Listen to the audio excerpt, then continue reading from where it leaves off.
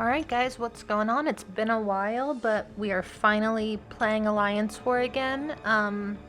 New tactic. I'll kind of talk about where I've been at the end of the video. But, yeah. Team today is Omega Sabretooth and Colossus. I don't think I'm going to be running Omega Red a ton this season, but in this particular war, it just made sense. I had a couple fights that I needed, or that I wanted to take with him, I guess. So I'm going to be starting off on Path 7 here in Section 1. There's going to be a Kingpin, and then a Vision Arcus. This war is technically in Tier 2. Since we took the last 2 seasons off, I think this is our one war in Tier 2 for the season. So, yeah, just a little Colossus, rank 2 Colossus against Kingpin here. So with this tactic, basically what you want to do when you start the fight is you kind of want to like pretend that you're playing Valkyrie a little bit and build up your prowess at the very beginning, and then you can parry freely. The tactic lowers like Purify ability accuracy by 35% per prowess that you have on you. So if you like basically have 3 prowess, they can't shrug things anymore. Here Kingpin's just being a jerk. So gonna go ahead and parry the last hit of a special one. I don't always get it, but sometimes I do, and you can see that with the Omega synergy, Colossus just hits so hard, like it's insane. So that fight's over pretty easy.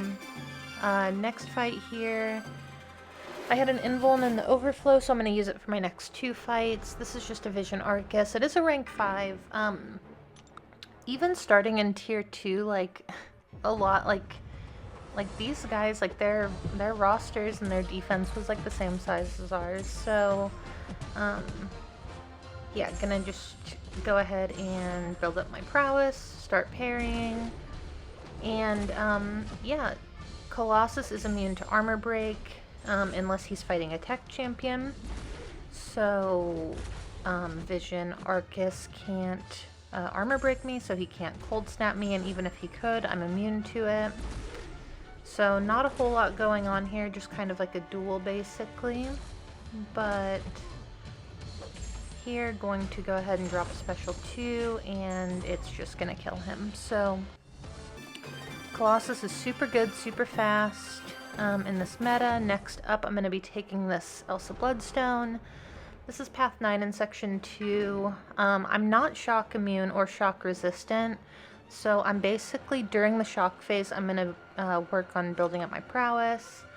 And then I'm just going to start hitting her a bunch in the bleed phase. And also, my power went out when I was in the middle of this fight, so I haven't watched this back yet. I don't know if it like shows, but like I was sitting there fighting and all of a sudden it just went completely dark and my dog started freaking out, so I got a little bit distracted kind of in the middle of this. But yeah, going to just parry heavy. You can see how much my heavies are doing. Like, it's just crazy. And you can also see that I stacked up my 10 prowess. I'm trying not to get rid of them too much. Like, I'm trying not to, like, dex or anything like that. And then here, I'm just going to drop my special 2. And the fight's over. So, again, super straightforward. I took a little break, came back when the storm went away, and I'm going to be taking this Spidey Supreme. This has one eye open on it. This is not like a great matchup, but I checked and he was just rank 4, so you know, you can make a lot of stuff work that probably shouldn't with, you know, when you're punching down 2 ranks. So here I'm not going to lock in my spores or anything. I'm just going to hit his block, get a couple bleeds on me. His like miss is on cooldown right now, so I'm able to just hit him and he's just gonna drop. So about 30 seconds. Next up, I'm gonna take the Satuma on Power Snack. I made a huge blunder and used a bunch of small energy refills instead of just getting one big energy refill, so I ended up like losing some units. But yeah, I'm gonna go ahead and remove dexterity for this fight and make sure my invuln is still on. It is. And yeah, just gonna hop in here. I do vaguely remember that I make a mistake in this fight as well. It's been a while. I'm a little bit rusty, but it's a non-tactic fight. It's Omega Red against, you know, a skill champion. That you don't have to do very much for this fight to go well. So yeah, here in a second. I was way late on that heavy attack. I did have an invuln on because I was just going to push him to a special 3, but he's throwing specials, so it's not really necessary. And you can see that you can still dodge his heavy in the corner even without dexterity on, so that fight's over, super straightforward. And then my last Colossus fight of the war is going to be this Nick Fury. This has Power Focus 2. It's not a great place for Nick Fury, in my opinion, because of the Power Focus 2, but it also has Bubble Shield, so if he starts throwing like special ones into your block or something like that, you know, he's gonna go unblockable, and it could be kind of annoying. Gonna go ahead and throw on a mutant power back boost here, and again, just to keep with the theme of the video, I am gonna make a mistake in this fight. I'm going to throw a special 1 at one point instead of a special 2.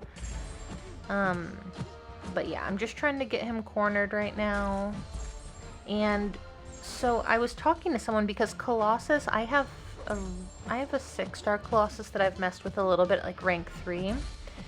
And he doesn't crit. Like, he doesn't crit like the 7-star Colossus. I do have the stat focus on. But also a lot of it is the challenger rating. So the challenger rating with the 7-star fighting a 6-star, you're just gonna crit a lot more. And yeah, I mean, it's pretty crazy. So here, gonna go ahead and bait out this special 2. Go in, just drop my special 2 and drop another special 2, and he's just done. So I've taken that fight without this tactic, obviously with Omega Red, quite a few times. And I think Colossus is actually faster. So, last fight here is just going to be a dust. You know, I don't really know, like, dust doesn't really feel like a defender to me. I could be wrong about that. But, I know she removes willpower, so that might be part of the reason she's here. You also can't really like Hulkling her, so maybe that's another reason. I have an Odin Shock pre-fight on here. But yeah, she's not going to throw a single special attack in this fight. I'm just going to basically stand here and she is going to melt. Her mediums can be parried. Her light attacks, I don't know if it's just her first light or if none of her light attacks can be parried, but either way, just stand back, beta dash. We did end up winning this war. We died 8 times, again, just like getting back into it. A lot of stuff was like experimental, like just, you know, I think we died a couple times to the same placement, trying like 3 different attackers for one placement, just because when wars get a little bit more competitive, we want to have, like, you know, an idea of what the best options are for fights. We did take the last meta off.